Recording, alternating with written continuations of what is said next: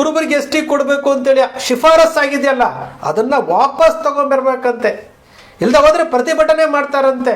ಕುರುಬರಿಗೆ S T ಮೀಸಲಾತಿ ತಗೊಳ್ಳುವಂಥ ಅರ್ಹತೆಯೇ ಇಲ್ವಂತೆ, ಆ ಗುಣಲಕ್ಷಣಗಳೇ ಇಲ್ವಂತೆ. ನಿನ್ನೆ ದಿವಸ ಯಾವುದೋ ಒಂದು ವಿಡಿಯೋದಲ್ಲಿ ಬಂದಿರುವಂಥದ್ದು. ಹಾಗಾಗಿ ಕುರುಬರಿಗೆ ಪರಿಶಿಷ್ಟ ಪಂಗಡದಲ್ಲಿ ಸೇರಲು ಯಾವ ಯೋಗ್ಯತೆಗಳು ಇಲ್ಲ, ಯಾವ ಲಕ್ಷಣಗಳು ಇಲ್ಲ. ಸಿದ್ದರಾಮಯ್ಯ ಪ್ರಸ್ತಾವನೆ ಮಾಡಿದ್ರೆ ಕೇಂದ್ರ ಸರ್ಕಾರದಲ್ಲಿ ಇದು ಆಗದೇ ಇಲ್ಲ, ಮತ್ತೆ ವಾಪಸ್ ಬರ್ತದೆ. ಒಂದು ಸಲ ಎರಡು ಸಲ ವಾಪಸ್ ಬಂದು ಇದೊಂದು ಸಲ ವಾಪಸ್ ಬಂದು ತಿರುಗಿ ಅವರು ಎಸ್ ಟಿ ಪಟ್ಟಿಯಲ್ಲಿ ಸೇರೋದೇ ಇಲ್ಲ. ಅಲ್ಲಿಯವರೆಗೆ ನಾವು ಕೂತ್ಕೋಬಾರ್ದು, ನಮ್ಮ ಹೋರಾಟಗಳು ನಿರಂತರವಾಗಿರಬೇಕು. ಕುರುಬರು ಎಷ್ಟಾಗಿ ಬಂದರೆ ನಮ್ಮ ಕತೆ ಮುಗೀತು, ನಮ್ಮ ಕತೆನೇ ಮುಗಿದೋತವ್ರು ಎಷ್ಟಾಗಿ ಬಂದರೆ. ಕತೆ ಮುಗಿಯೋದಕ್ಕಿಂತ ಮುಂಚೆ ನಾವು ಹೋರಾಟ ಮಾಡಬೇಕು. ಅಪ್ಪ ಸಿದ್ದರಾಮಯ್ಯ ನಾವು ಇಷ್ಟೇ ಕೇಳ್ತೀವಿ, ನೀವು ವಾಲ್ಮೀಕಿ ನಾಯಕ ಸಮಾಜವನ್ನು ಎದುರು ಕಟ್ಕೊಂಡ್ರೆ ನೀವು ಉದ್ಧಾರ ಆಗಲ್ಲ. ಈಗ ಅವರೇನು ಕೇಂದ್ರ ಸರ್ಕಾರಕ್ಕೆ ಪ್ರಸ್ತಾವನೆಯನ್ನು ಕಳಿಸಿದ್ದಾರೆ, ಆ ಪ್ರಸ್ತಾವನೆಯನ್ನು ಸಿದ್ದರಾಮಯ್ಯ ಸಾಹೇಬರು ವಾಪಸ್ ತರಬೇಕು. ವಾಪಸ್ ತಂದಾಗ ಮಾತ್ರ ನಮ್ಮ ಚಳವಳಿಗಳು ನಿಲ್ತಾವ. ಆ ವಿಡಿಯೋದಲ್ಲಿ ಅವ್ರು ಹೇಳ್ತಾರೆ, ಕುರುಬರು ಎಸ್ ಟಿ ಮೀಸಲಾತಿ ಪಡೆಯೋದಕ್ಕೆ ಅರ್ಹರೇ ಅಲ್ಲ, ಮಾಹಿತಿನೇ ಇಲ್ಲದಂತೆ ಏನೋ ಸಿಗುತ್ತೆ ಏನೋ ಮಾತಾಡೋದಲ್ಲ ಸ್ನೇಹಿತರೆ. ಉಗ್ರಪ್ಪನವರು ಮತ್ತು ವೀರಣ್ಣನವರು ಅವರಿಬ್ಬರ ಚಾಣಾಕ್ಷತನದಿಂದ ವಾಲ್ಮೀಕಿ ಸಮುದಾಯಕ್ಕೆ ಎಸ್ ಟಿ ಮೀಸಲಾತಿ ಸಿಕ್ಕಿದ್ದು. ದೇವೇಗೌಡರು ಪ್ರಧಾನಮಂತ್ರಿಯಾಗಿ ಇಳಿದಿರ್ತಾರೆ, ಚಂದ್ರಶೇಖರ್ ಪ್ರಧಾನಮಂತ್ರಿ ಆಗಿರ್ತಾರೆ. ದೇವೇಗೌಡರ ಸಹಕಾರದೊಂದಿಗೆ ಕರ್ನಾಟಕದಲ್ಲೇ ಇಲ್ಲದಂತಹ ನಾಯಿಕಡ ಸಮುದಾಯ. ನಾವು ಸತ್ಯ ಮಾತಾಡಬೇಕಾಗತ್ತೆ, ಮಾಹಿತಿ ತಿಳ್ಕೊಳ್ಳಿ ದಯಮಾಡಿ.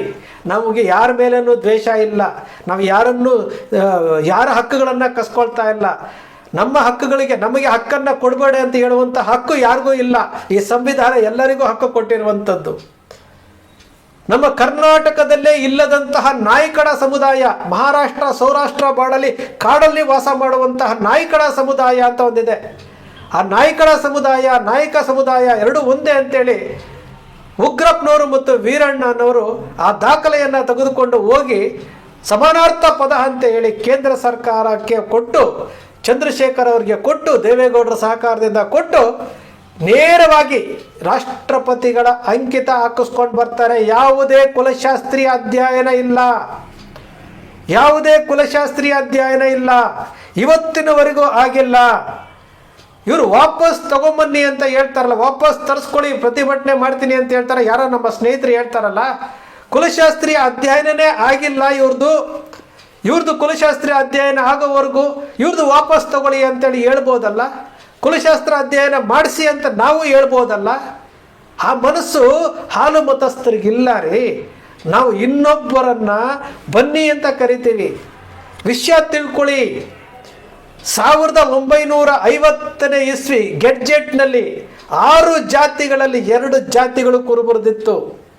2 ಜಾತಿಗಳು. ಅವಾಗ ವಾಲ್ಮೀಕಿ ಸಮುದಾಯ ಆಗಲಿ ಯಾರೂ ಇರಲಿಲ್ಲ, 6 ಜಾತಿ ಇದ್ದಿದ್ದು. 1976ನೇ ಇಸ್ವಿಯ ಒಂದು ನೋಟಿಫಿಕೇಶನ್ನಲ್ಲಿ, ಗೆಡ್ಜೆಟ್ ಕಾಪಿನಲ್ಲಿ 6 ಜಾತಿಗಳು, 7 ಜಾತಿಗಳಿಗೆ ಸಂಬಂಧಪಟ್ಟಂತಹ ಕುರುಬರಿಗೆ ಸೇರಿದಂತಹ ಎಸ್ ಟಿ ಪಟ್ಟಿಯಲ್ಲಿದ್ದಿರುವಂಥದ್ದು. ಇವತ್ತಿಗೂ ಸಹ 7 ಜಾತಿಗಳು ಎಸ್ ಟಿ ಪಟ್ಟಿನಲ್ಲಿದ್ದಾವೆ. ಕುರುಬ ಅಂತಲೇ ಇದೆ, ಕ್ರಮ ಸಂಖ್ಯೆ 28ರಲ್ಲಿ ಕುರುಬ ಅಂತಲೇ ಇದೆ. 76ನೇ ಇಸ್ವಿಯ ಗೆಡ್ಜೆಟ್ನಲ್ಲೂ ಸಹ ವಾಲ್ಮೀಕಿ ಸಮುದಾಯದ ಯಾವುದೇ ಪಂಗಡಗಳು ಎಸ್ ಟಿ ಪಟ್ಟಿಯಲ್ಲಿ ಇರಲಿಲ್ಲ.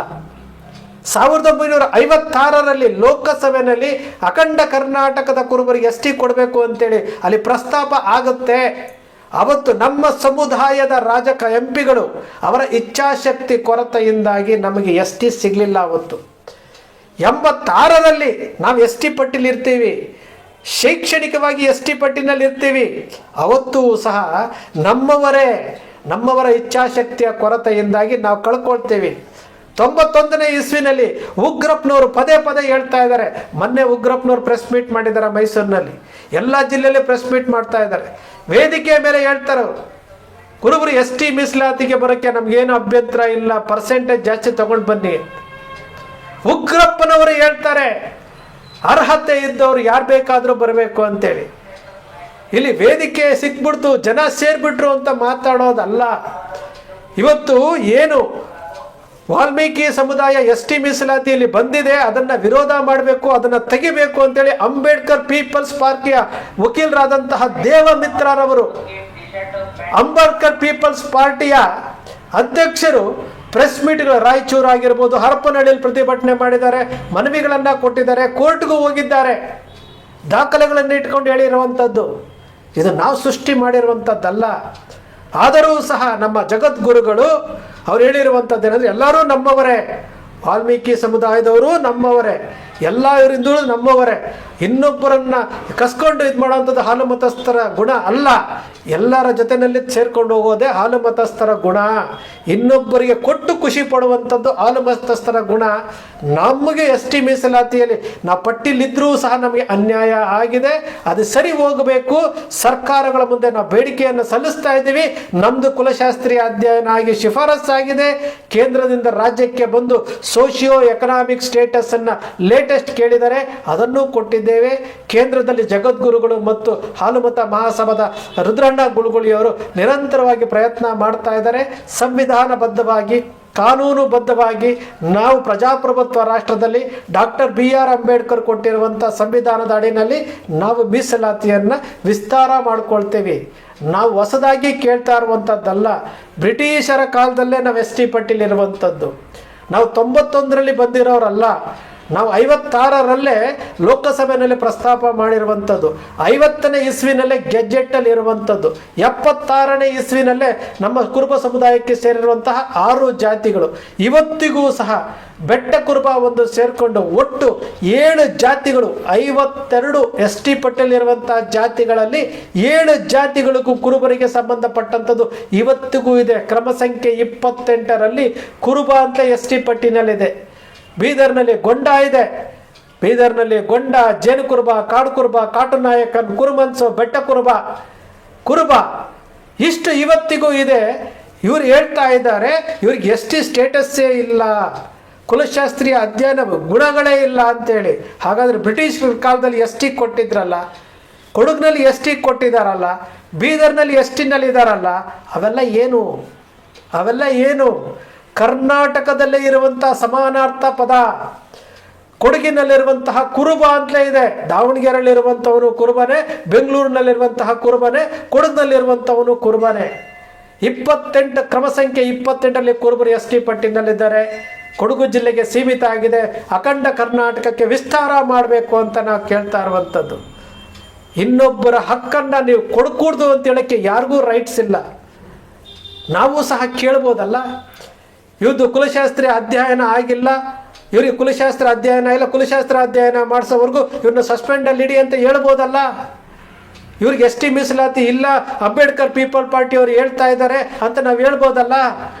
ಆದರೆ ಹಾಲು ಮತಸ್ಥರು ಯಾವತ್ತೂ ಯಾರಿಗೂ ಅನ್ಯಾಯ ಮಾಡೋದಿಲ್ಲ. ನಮಗೆ ನೋವಾದರೂ ಸಹ ನಾವು ತಡ್ಕೊಂಡಿರ್ತೀವಿ. ಯಾಕೆ ನಾವು ಎಸ್ ಟಿ ಮೀಸಲಾತಿ ಪಟ್ಟಿಲಿ ಬೇಕೇ ಬೇಕು ಅಂತೀರಂದರೆ, ಕುರುಬರ ಮೇಲೆ ನಡೀತಾ ಇರುವಂಥ ಅಟ್ರಾಸಿಟಿ ದೌರ್ಜನ್ಯಗಳು, ಸಾವಿರಾರು ದೌರ್ಜನ್ಯಗಳು RTI ಮೂಲಕ ತೆಗೆದುಕೊಂಡಿದ್ದೇವೆ. ನಮ್ಮ ಸಮುದಾಯ ಮುಗ್ಧ ಸಮುದಾಯ, ಅಮಾಯಕ ಸಮುದಾಯ, ಇನ್ನೊಬ್ಬರಿಗೆ ಬಳಕೆ ಆಗುವಂತಹ ಸಮುದಾಯ ಅಂತೇಳಿ ಈ ಸಮುದಾಯದ ಮೇಲೆ ಎಷ್ಟು ಅಟ್ರಾಸಿಟಿ ಕೇಸುಗಳಾಗ್ತಾ ಇದ್ದಾವೆ. ಬಾಗಲಕೋಟೆ 1ರಲ್ಲಿ 311, ಚಿತ್ರದುರ್ಗದಲ್ಲಿ 165, ಬಸವನ ಬಾಗೇವಾಡಿನಲ್ಲಿ 140, ಎಷ್ಟು ಬೇಕು ಸಾವಿರಾರು ಅಟ್ರಾಸಿಟಿ ಕೇಸುಗಳು ಕುರುಬರ ಮೇಲೆ, ದೌರ್ಜನ್ಯಗಳು, ಕುರಿಗಾರರ ಮೇಲೆ ದೌರ್ಜನ್ಯಗಳು. ಇದರಿಂದ ತಪ್ಪಿಸ್ಕೊಳ್ಳೋದಕ್ಕೋಸ್ಕರವಾಗಿ ಅಟ್ರಾಸಿಟಿ ದೌರ್ಜನ್ಯ ಮಾಡ್ತಾರೆ, ಕುರುಬರನ್ನ ನಿಂದಿಸ್ತಾರೆ, ಕುರುಬರನ್ನ ಗೇಲಿ ಮಾಡ್ತಾರೆ. ಎಲ್ಲವನ್ನೂ ಮಾಡಿಕೊಂಡು ಸಹಿಸಿಕೊಂಡು ನಾವು ಎಸ್ ಟಿ ಪಟ್ಟಿಲಿದ್ದರೂ ಸಹ ನಾವು ಯಾರಿಗೂ ತೊಂದರೆ ಕೊಡದ ಹಾಗೆ ನಾವು ಕಾನೂನುಬದ್ಧವಾಗಿ 25 ವರ್ಷಗಳ ನಂತರ ಆಗಿರುವಂಥ ತಪ್ಪನ್ನು ಸರಿಪಡ್ಕೊಳ್ಳೋದಕ್ಕೆ ಕನಕ ಗುರುಪೀಠದ ಜಗದ್ಗುರುಗಳು ಮತ್ತು ರುದ್ರಣ್ಣ ಗುಳುಗುಳಿಯವರು ನಿರಂತರವಾಗಿ ಹೋರಾಟ ಮಾಡ್ತಾ ಇದ್ದಾರಲ್ಲ. ನಾವು ಯಾರಿಗಾದರೂ ನೀವು ಯಾಕೆ ಇದು ಮಾಡಿದ್ರಿ 1991ನೇ ಇಸ್ವಿನಲ್ಲಿ ಎಲ್ಲಿ ಎಸ್ ಟಿ ಪಟ್ಟಿನಲ್ಲಿ ಕ್ರಮ ಸಂಖ್ಯೆ 38ರಲ್ಲಿ ಸೇರ್ಪಡೆ ಆದಾಗ ನಾವೇನಾದರೂ ವಿರೋಧ ಮಾಡಿದ್ವಾ? ಎಸ್ ಟಿ ಮೀಸಲಾತಿ ಪಟ್ಟಿನಲ್ಲಿ 91ರಲ್ಲೇ ನಾವು 6 ಜಾತಿ ಇತ್ತು, 6 ಜಾತಿ ಇದ್ವಿ ನಾವು. 86ರಲ್ಲಿ ಎಸ್ ಟಿನಲ್ಲಿ ಇದ್ವಿ. ಅಖಂಡ ಕರ್ನಾಟಕದ ಕುರುಬರು ಎಸ್ ಟಿ ಪಟ್ಟಿಲಿದ್ದರು. ನಾವು ವಿರೋಧ ಮಾಡಿದ್ವಾ? ಸ್ವಾಗತ ಮಾಡಿದ್ವಿ ನಾವು. ಇವತ್ತಿಗೂ ಸಹ ಕೇಂದ್ರ ಸರ್ಕಾರವನ್ನು ನಾವು ಕೇಳ್ತಾ ಇರ್ಬೋದು, ಎಸ್ ಟಿ ಮೀಸಲಾತಿಗೆ 15% ಕೊಡಿ, ನಮ್ಮನ್ನು ಎಷ್ಟಿಗೆ ಸೇರಿಸಿ ಅಂತ ಕೇಳ್ತಾ ಇರುವಂಥದ್ದು. ಯಾರ ಹಕ್ಕನ್ನು ತೆಗೆದುಕೊಳ್ಳೋದಿಲ್ಲ. ಈ ರೀತಿ ಯಾರಿಗೋ ಮಾತಾಡೋದಕ್ಕೆ ವೇದಿಕೆಗಳು ಸಿಕ್ತು ಅಂತ ಮಾತಾಡೋದಲ್ಲ. ಉಗ್ರಪ್ಪನವ್ರನ್ನ ಕೇಳಿ ತಿಳ್ಕೊಳ್ಳಿ. ಇವತ್ತು ಉಗ್ರಪ್ಪನವರು ವೀರಣ್ಣವರಿಂದ ಇವತ್ತು ವಾಲ್ಮೀಕಿ ಸಮುದಾಯದವ್ರಿಗೆ ಎಸ್ ಟಿ ಮೀಸಲಾತಿ ಸಿಕ್ಕಿರುವಂಥದ್ದು. ಅವರ ಚಾಣಕ್ಷತನದಿಂದ ತೆಗೆದು ನೋಡಿ, ಯಾವುದೇ ಕುಲಶಾಸ್ತ್ರೀಯ ಅಧ್ಯಯನ ಆಗಿಲ್ಲ. ನೇರವಾಗಿ ಅವತ್ತು ಉಗ್ರಪ್ಪನವರು ನಮ್ಮ ಸಮುದಾಯದವ್ರಿಗೂ ಹೇಳಿದ್ರಂತೆ, ನಿಮ್ಮದು ಸಹ ಒಂದು ಅರ್ಜಿ ಕೊಡಿ, ನಿಮಗೂ ಅರ್ಹತೆ ಇದೆ ಅಂತೇಳಿ. ನಮ್ಮವರ ಇಚ್ಛಾಶಕ್ತಿ ಕೊರತೆ, ನಮ್ಮವರಲ್ಲಿ ಏನು ಆ ಪ್ರಜ್ಞಾವಂತಿಕೆ ಕೊರತೆಯಿಂದಾಗಿ ಅವತ್ತು ನಾವು ಎಸ್ ಟಿ ಮೀಸಲಾತಿಯಿಂದ ವಂಚಿತರಾದ್ವಿ. ಈಗ ನಮ್ಮ ಮೇಲೆ ನಡೀತಾ ಇರುವಂತಹ ಅಟ್ರಾಸಿಟಿ ದೌರ್ಜನ್ಯಗಳು, ಈ ರೀತಿಯಾದಂತಹ ವಿಚಾರಗಳನ್ನು ನಾವು ನೋಡಿದಾಗ ನಮ್ಮ ಮನಸ್ಸಿಗೂ ಬೇಜಾರಾಗಲ್ವಾ? ನಮ್ಮ ಸಮುದಾಯದ ಕುರಿಗಾರರನ್ನು ಯಾವ ರೀತಿ ನಡೆಸ್ಕೊಳ್ತಾ ಇದ್ದಾರೆ, ಎಷ್ಟು ಅಟ್ರಾಸಿಟಿಗಳಾಗ್ತಾ ಇದ್ದಾವೆ, ನಾವು ಕೇಳಬಾರ್ದ? ದಾಖಲೆಗಳಿದೆ ಸ್ವಾಮಿ, ಜಡ್ಜ್ಮೆಂಟ್ ಕಾಪಿಗಳಿದೆ ನಮ್ಮ ಹತ್ರ. ಅಂಬೇಡ್ಕರ್ ಪೀಪಲ್ ಪಾರ್ಟಿಯವರು ಏನು ಮಾತಾಡಿದ್ರು ಎಲ್ಲವೂ ಇದೆ. ಮತ್ತು ಯಾವ್ಯಾವ ಟೈಮ್ನಲ್ಲಿ ಏನೇನಾಯಿತು, ನಾಯ್ಕಡ ಸಮುದಾಯದವರ ಸ್ಟೇಟಸ್ ಏನು, ಕರ್ನಾಟಕದಲ್ಲಿ ನಾಯ್ಕಡ ಸಮುದಾಯ ಯಾವ್ಯಾವ ಜಿಲ್ಲೆಯಲ್ಲಿ ಎಷ್ಟೆಷ್ಟಿದ್ದಾರೆ, ಎಲ್ಲವೂ ಸಹ ದಾಖಲೆಗಳನ್ನು ಸಂಗ್ರಹಣ ಮಾಡಿಟ್ಟಿದ್ದೀವಿ. ಯಾಕಂದರೆ ನಾವು ಮಾಹಿತಿಗಳನ್ನು ತಿಳ್ಕೊಳ್ಳೋದಕ್ಕೆ ಸಂಗ್ರಹಣ ಮಾಡಿಟ್ಟಿದ್ದೀವಿ. ನಾವು ಯಾರನ್ನೂ ದ್ವೇಷ ಮಾಡೋದಿಲ್ಲ, ನಾವು ಯಾರಿಗೂ ತೊಂದರೆ ಮಾಡೋದಿಲ್ಲ. ನಾವು ಕುರುಬರು ಹೇಗಿದೆ ಅಂತಂದರೆ, ನಮಗೆ ನೋವಾದರೂ ಪರವಾಗಿಲ್ಲ, ನಮಗೆ ಹೊಟ್ಟೆ ಹಸಿದಿದ್ರೂ ಪರವಾಗಿಲ್ಲ, ನಮ್ಮ ಊಟವನ್ನು ಇನ್ನೊಬ್ಬರಿಗೆ ಕೊಟ್ಟು ಅವರು ಊಟ ಮಾಡ್ತಾ ಇರೋದನ್ನು ನೋಡೋದನ್ನು ಖುಷಿ ಪಡುವಂತಹ ಜನ. ನಮ್ಮ ಸಮುದಾಯದ ಮುಖ್ಯಮಂತ್ರಿಗಳು 8 ವರ್ಷಗಳ ಕಾಲ ಈ ರಾಜ್ಯವನ್ನು ಆಳಿದ್ದಾರೆ. 2013ರಿಂದ 2018ರವರೆಗೆ, 2023ರಿಂದ 2026ರವರೆಗೆ ನಮ್ಮ ಸಮುದಾಯದವರೇ ಮುಖ್ಯಮಂತ್ರಿಗಳಾಗಿದ್ದಾರೆ. ಆದರೆ ಅವರದೇ ಸಮುದಾಯ ಕುರುಬ ಸಮುದಾಯಕ್ಕೆ ಒಂದೇ ಒಂದು ನಿಗಮ ಮಾಡಿಕೊಟ್ಟಿಲ್ಲ. ಇದು ಕುರುಬರ ಗುಣ ರೀ. ಇನ್ನೊಬ್ಬರಿಗೆ ಬಿಟ್ಟು ಕೊಡ್ತೀವಿ ನಾವು, ಇನ್ನೊಬ್ಬರು ಚೆನ್ನಾಗಿರಲಿ ಅಂತ ಬಯಸ್ತೀವಿ. ಈ ರಾಜ್ಯದ ಮುಖ್ಯಮಂತ್ರಿಯಾಗಿ ಇನ್ನೊಬ್ಬರಿಗೆ ಬಯಸ್ತೀವಿ ಹೊರತು ಇನ್ನೊಬ್ಬರದನ್ನು ಕಸ್ಕೊಳ್ಳುವಂತಹ ಗುಣ ಕುರುಬರಲ್ಲಿಲ್ಲ. ಅದಕ್ಕೋಸ್ಕರವಾಗಿ ನಮ್ಮನ್ನು ಹಾಲು ಮತಸ್ಥರು ಅಂತ ಕರೆಯೋದು, ಹಾಲು ಮತಸ್ಥರು ಅಂತ ಅದಕ್ಕೆ ಕರೆಯೋದು. ದಯಮಾಡಿ ಕುರುಬರನ್ನು ದ್ವೇಷ ಮಾಡೋದನ್ನು ಫಸ್ಟು ಬಿಡಿ, ಮಾಹಿತಿಗಳನ್ನು ತಿಳ್ಕೊಳ್ಳಿ, ಉಗ್ರಪ್ಪನವ್ರನ್ನ ಕೇಳಿ, ಮಾಹಿತಿಗಳನ್ನು ಕಲೆ ಹಾಕಿ. ಇನ್ನೊಬ್ಬರಿಗೆ ನೀವು ಎಸ್ ಟಿ ಕೊಡಬಾರ್ದು, ವಾಪಸ್ ತೆಗೆಸ್ಕೊಳ್ಳಿ, ಇವೆಲ್ಲ ಹೇಳಬಾರ್ದು. ಇದು ಸಂವಿಧಾನ ಎಲ್ಲರಿಗೂ ಕೊಟ್ಟಿರುವಂತಹ ಹಕ್ಕು. ಬ್ರಿಟಿಷರ ಕಾಲದಿಂದಲೂ ಇವತ್ತಿನವರೆಗೂ ಎಸ್ ಟಿ ಪಟ್ಟಿನಲ್ಲಿದ್ದೀವಿ. ನಮ್ಮ ದೌರ್ಭಾಗ್ಯ, ನಮ್ಮ ದುರಂತ, ನಮ್ಮ ಇಚ್ಛಾಶಕ್ತಿಯ ಕೊರತೆಯಿಂದ ನಾವು ವಿಸ್ತಾರ ಮಾಡಿಕೊಂಡಿಲ್ಲ. ಇಲ್ಲದ ಹೋಗಿದ್ರೆ 1976ರಲ್ಲೇ ನಾವು ಎಸ್ ಟಿನಲ್ಲಿ ಇದ್ದಿದ್ರೆ ಇಷ್ಟೊತ್ತಿಗೆ ಸಮುದಾಯ ಎಲ್ಲೋ ಹೋಗಿರ್ತಿತ್ತು. ಇವತ್ತು ಆ ತಪ್ಪನ್ನು ಸರಿಪಡ್ಕೊಳ್ಳೋದಕ್ಕೋಸ್ಕರವಾಗಿ 25 ವರ್ಷಗಳ ನಂತರ ಸುದೀರ್ಘವಾಗಿ ಹೋರಾಟ ಮಾಡ್ತಾ ಇರುವಂಥ ಜಗದ್ಗುರುಗಳು ರುದ್ರಣ್ಣ ಗುಲ್ಗುಳಿಯವರು, ಇವರೆಲ್ಲರೂ ಸಹ ಇನ್ನು ಫಾಲೋ ಅಪ್ ಮಾಡ್ತಾ ಇದ್ದೀವಿ. ಇನ್ನೊಬ್ಬರ ಹಕ್ಕನ್ನು ಕಸ್ಕೊಳ್ತಾ ಇಲ್ಲ ಸ್ವಾಮಿ, ಇನ್ನೊಬ್ಬರ ಹಕ್ಕು ಕಸ್ಕೊಳ್ತಾ ಇಲ್ಲ, ಇನ್ನೊಬ್ಬರನ್ನ ನಾವು ಟೀಕೆ ಮಾಡ್ತಾ ಇಲ್ಲ. ಅವರೂ ನಮ್ಮವರೇ, ನಾವೆಲ್ಲ ಒಂದೇ, ನಾವೆಲ್ಲ ತುಳಿತಕ್ಕೆ ಒಳಪಟ್ಟಿರುವಂತಹ ಸಮುದಾಯಗಳು. ನಾವು ಕೇಳ್ತಿರೋದು ಇಷ್ಟೇ, ಕುರುಬರ ಮೇಲೆ ದ್ವೇಷವನ್ನು ಸಾಧಿಸಬೇಡಿ, ಯಾರೂ ಸಾಧಿಸಬೇಡಿ. ಈ ಸಮುದಾಯ ಮುಗ್ಧ ಸಮುದಾಯ. ಇವತ್ತು ಶೈಕ್ಷಣಿಕವಾಗಿ, ಆರ್ಥಿಕವಾಗಿ, ಔದ್ಯೋಗಿಕವಾಗಿ, ರಾಜಕೀಯವಾಗಿ ತೀರಾ ಹಿಂದುಳಿದಿರುವಂತಹ ಸಮುದಾಯ ಇದು ವಾಸ್ತವ ಸತ್ಯ. ಯಾವುದು ಸೃಷ್ಟಿ ಮಾಡಿ ಕಲ್ಪನೆಯೂ ಮಾಡೋದಿಲ್ಲ, ವಾಸ್ತವದ ವಿಚಾರವನ್ನು ವಿಶ್ಲೇಷಣೆ ಮಾಡುತ್ತೆ. ವಿಶ್ಲೇಷಣೆ ನಿಮ್ಗೆ ಇಷ್ಟ ಆಯಿತು ಅಂದರೆ ಸಬ್ಸ್ಕ್ರೈಬ್ ಆಗಲಿಲ್ಲ ಅಂದರೆ ಸಬ್ಸ್ಕ್ರೈಬ್ ಮಾಡ್ಕೊಳ್ಳಿ, ಪಕ್ಕದಲ್ಲಿ ಕಾಣುವಂಥ ಬೆಲ್ ಐಕಾನ್ ಪ್ರೆಸ್ ಮಾಡಿ, ಶೇರ್ ಮಾಡಿ, ಪ್ರೋತ್ಸಾಹ ನೀಡಿ.